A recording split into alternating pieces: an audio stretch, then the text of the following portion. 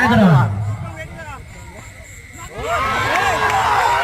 এই মাত্র সোনু একাদশ ফাইনালে যাওয়ার ছাড়পত্র করে নিয়েছে।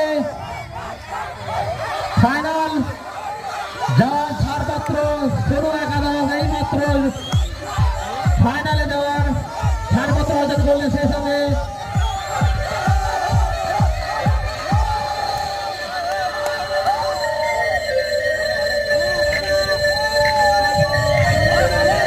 ফুল এবিসি হয়তো ম্যাচটাকে জেতার লক্ষ্যমাত্রায় নিয়ে যেতে পারত, কিন্তু অনেক ফিল্ডিং মিস হয়েছে, সেহেতু কারণে অনেক বাইরান দিয়ে ফেলেছিল, সেই কারণেই হয়তো ম্যাচটাকে এটাকে হারাতে হলো আজকে। যাই হোক, মন খারাপের কিছু নেই, খেলাই মানে ভুলেতেই মানুষ হারে, হার জিত আছে। এরপরে আমাদের